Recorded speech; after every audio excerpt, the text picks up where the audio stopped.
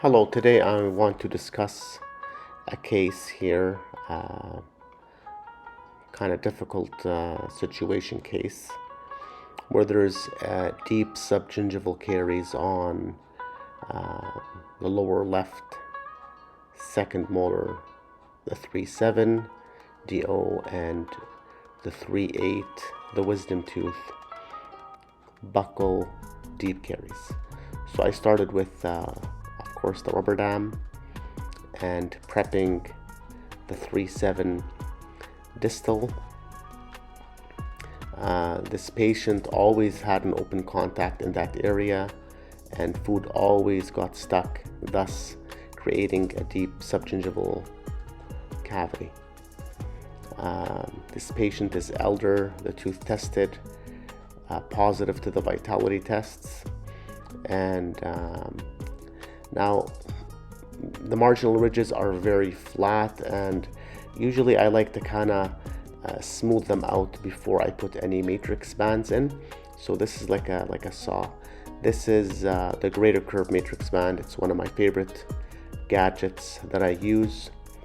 It's very versatile and it could be used in a lot of situations, which I would show in other videos. So I insert the greater curve matrix band and I tighten it up just like I have shown there, and you see how I could get a good seal. Usually there's a tissue tag that's going to be attached on that cavo surface margin. Now I get my perio probe and make sure that the matrix band is beyond the cavo surface margin. Just kind of push it. I burnish where the contact is. This is kind of thinking out of the box. This is a very nice way to create a contact. I get a round burr, diamond round burr, and just kind of brush that matrix band very slowly just to get a perforation towards the neighboring tooth. I never touch the neighboring tooth, just a very barely just sliding that round burr on a high speed onto the matrix, creating a window. Cleaning everything up, making sure that that window is nice and smooth. There's no jagged edges on it. This is a really nice shot where you could see the seal of the matrix band right on the cavo surface margin, and that is essential for a good restoration. Two essential things for a successful restoration are a seal on the cavo surface margin and a good contact. These fillings are not going to be pretty. We're not looking for beautiful fillings. We're looking for something functional and something that's going to work. We need a good contact and we need a good seal in that subgingival margin. I usually make sure when I bond, I take all the air droplets out of my my air water syringe. Now applying the bond to the tooth there, light cure. Now I apply a bulk fill flowable, which is called SureFill SDR Flow from Dentsply. I've been using it for a very long time and I find it works really good on my hands. Now this is a snow plow technique where I put a drop of flowable and I inject some packable composite on top, and then I get my ball burnisher dipped in some wetting agent, composite wetting agent, and just make sure that composite is packed nicely into all the nooks and crannies. That drop of flowable that I placed prior to my packable, make sure that the composite goes into all the nooks and crannies. The composite now is actually touching the neighboring tooth, which creates a great contact. Now I'm kind of burnishing it, better and better, and I get my Explorer, just clean out the flash as much as I can. I'm not looking for anything beautiful now. I just want to make the desired shape. of the filling. Now we cured, and I got my favorite instrument here. It's a 75-degree angle instrument, and I remove that matrix band. You see that contact? It's a great contact, very good contact. And if you could see that window I created with the matrix band. Now this is the tooth. It needs some finishing and polishing, but the main thing is we have a really nice contact. You see that contact? That's a really good, long-lasting contact. And now we're gonna get, you know, the composite finishing burrs to finish the restoration.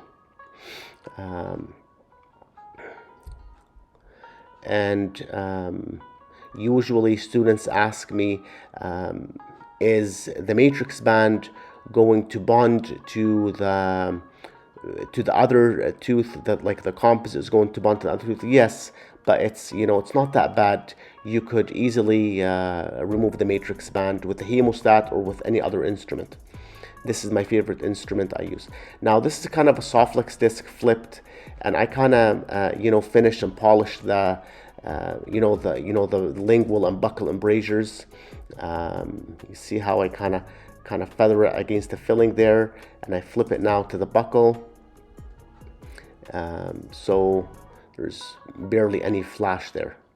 Now this filling here, I could guarantee this filling that's going to stay still with, you know, with a good contact point. The contact is one of the most important things. Look how nice that contact is. Very nice. Now there's a deep, extremely hard to reach cavity on that wisdom tooth there. You see my Explore kind of dipping in there, and the patient's starting to feel it when he chews. So I decided to prep that cavity from the occlusal, so I could gain access. My cavity preparation starts from the occlusal, and you know, soon you're gonna see the cavity. Okay, you could see it kind of starting to show. These are one of the most difficult ones, but this greater curve matrix band is gonna make this job look so easy. And honestly, it's you know, it's one of the things that, you know, that I got introduced in my career that kind of changed the way I practice dentistry. So slowly prepping that nasty subgingival buccal cavity on that wisdom tooth. Extremely hard to reach. See how I'm kind of struggling with that rubber dam, and you know, kind of the cheek in the way, but you know, we're gonna get there. I want to make sure that that I could get light into that cavity. I want to make sure I could get my instruments into that cavity when I place my composite syringe. Everything has to go nicely, so I need an opening for that to happen. This is starting to kind of look like where the cavity is. I get my my slow speed and clean up as best as I can, and my assistant kind of washes periodically because we can't work together there. It's a very small space. Now you're going to be asking, how am I going to place the matrix band, the greater curve matrix band, with the rubber dam in place? I actually can't, because there's no room. So what I do is I take out the rubber dam. I'm not worried about moisture control here, because I will tell you why. This greater curve is great for that. Now you see, I'm having a hard time placing that matrix band because the contact is so solid between the second and third molar. So what I do is I have to loosen up that contact just a bit so I could get that matrix band in in its place nicely. So I remove that.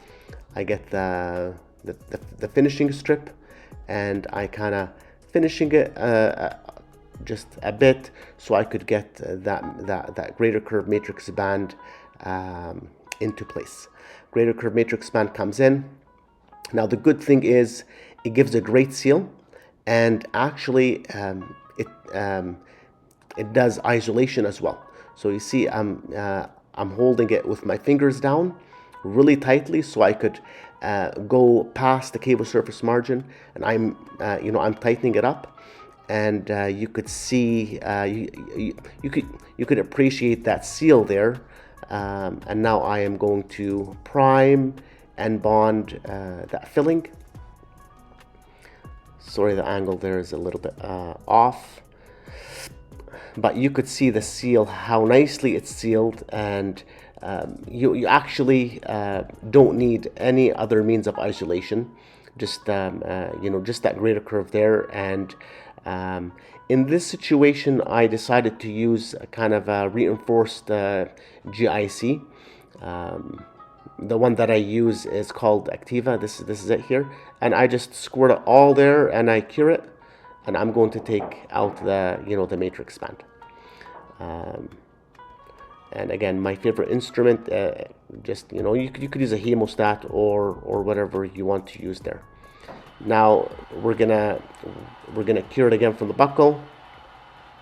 I'm going to put like a dry angle to kind of protect the cheek, and I'm going to do some finishing and polishing just on the buccal there for that filling. Now these two fillings, this is everyday dentistry. This is dentistry for for the public. Like I said, you can't make these fillings beautiful. This is a senior citizen with a banged up dentition. You have to make something that's going to work for him and last very long. So in my hands, this matrix band is just a great tool for difficult situations just like this. And I could guarantee there's no flash at all at that cable surface margin. You see them, it goes seamless, just like nothing happened. And I get a nice long carbide finishing burr, and just finish the edges there, go underneath that contact, and basically those two fillings are done in no time, and the result is usually predictable and long lasting. So this is my trick for today, just kind of finishing a little bit of that occlusion there, and going to polish it. Thank you so much everyone for watching this video. If you have any comments or questions, please let me know in the comment section, and I will gladly answer all of your questions. I also have a lot of cases like this posted on Dental Town for you to watch as well.